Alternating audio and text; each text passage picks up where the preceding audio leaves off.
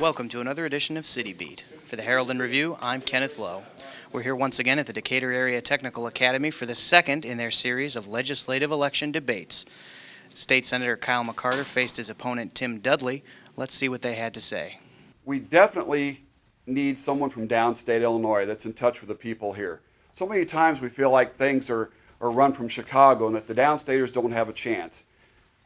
As an elected senator from this district, I would push for a downstate Senate leader. This leadership in the last 8 years, has translated into, in fact, in the last 10 years, 740,000 people leaving this state. Now, there's a reason for that.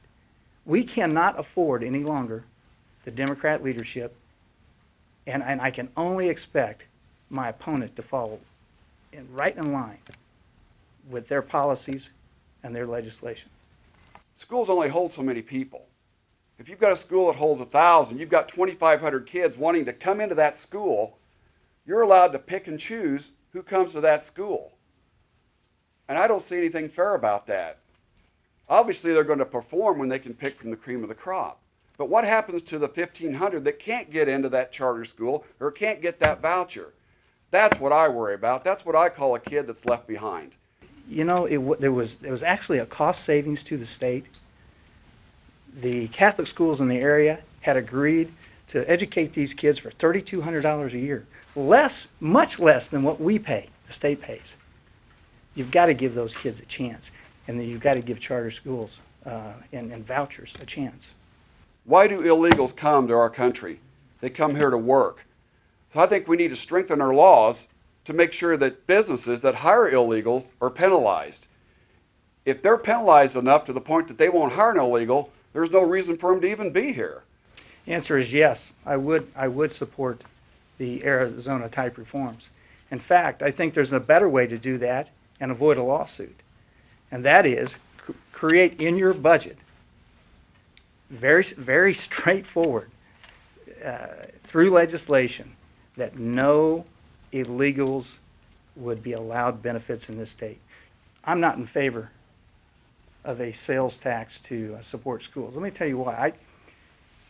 As high as property taxes are, I like the fact that I can elect the school board member who has the choice and has the ability to either raise or lower my property taxes. I know where to find that guy. He may show up at church with me, and I've got his ear. If you change the system of funding schools away from a property tax-based system, you will move the decision makers to Springfield. I got to tell you, I find this to be an amazing fact coming from a man that made his way with a website called ourtaxmoney.org, claiming to try to lower people's property taxes. Now look, if you go to more of a sales tax-based way to fund education, that way you could create a fund that only goes to educate, a dedicated funding stream.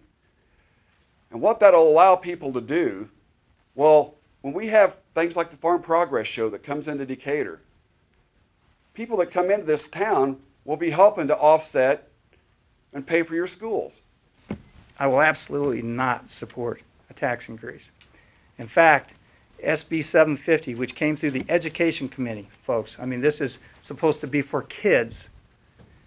They were going to raise taxes by 67%, plus 39 new sales taxes. And, even a haircut would cost you more. Now, ask your barber what he thinks about a tax on haircuts. I absolutely do not, support any of the tax increases that are supported in Springfield or been proposed in Springfield right now. The answer is growing our way out of this recession. I know a lot of legislators like to say it's just Illinois, but 42 states in this union are having economic problems right now, and several are on the verge of bankruptcy. So it's not just Illinois. But what we have to do, and I mentioned earlier, is we have to get proactive about creating jobs. I'm Alita Graham, a retired teacher, and the question is for both candidates to share their views on pension systems in general, and more specifically, how you will maintain and fully fund the teacher pension system.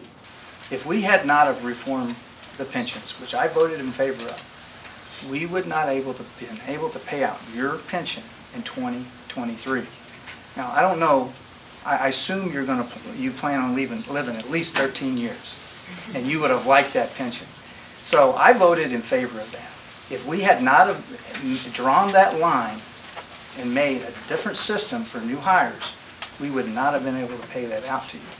So I felt it was necessary to do that. It wasn't a perfect law. No law is perfect. And it wasn't really negotiated in a lot of great faith because it happened real quick. Obviously, it goes back to what I talked about earlier about how we need to change the way we fund education. And when I talked about how we need to go to more of a sales tax driven funding and a stream for education that'll take care of retirees, our education system, and others. But there's no doubt that there's a lot of things in Illinois that needs reform. And there's always anything you have problems. There's always going to be somebody taking advantage of the system. But as far as pensions go, I can't see how a two-tiered system advantages Illinois. Our young teachers that are coming in are going to be making less pension than the older teachers, and they're going to go somewhere else where it's more competitive. Our good teachers are not going to stay here in Illinois. Well, thank you for this opportunity to express why I believe I should be the one fighting for you in Springfield.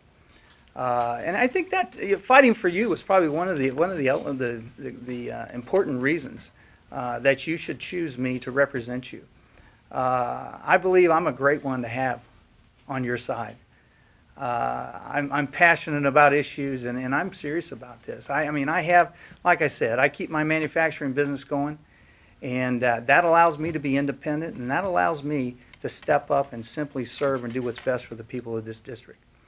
It's a real clear choice this year in this race, and that is, are you satisfied with the way this state has been run in the last 8 years? Now, if you're not satisfied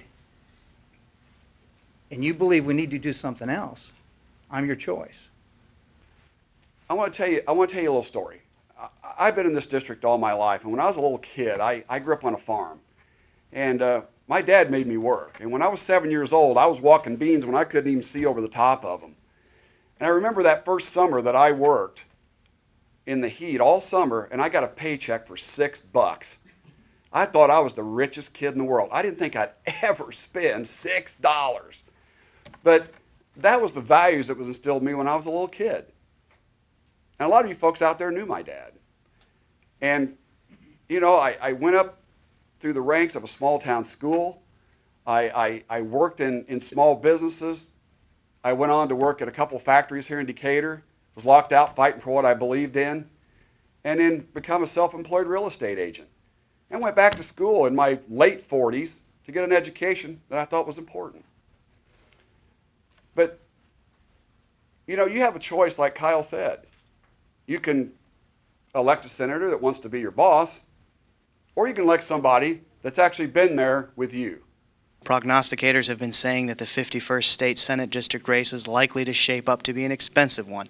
As we get closer to the November 2nd elections, we'll see whether or not that bears out. So, that's what's happening in the city this week. For the Herald and Review, I'm Kenneth Lowe. Take care.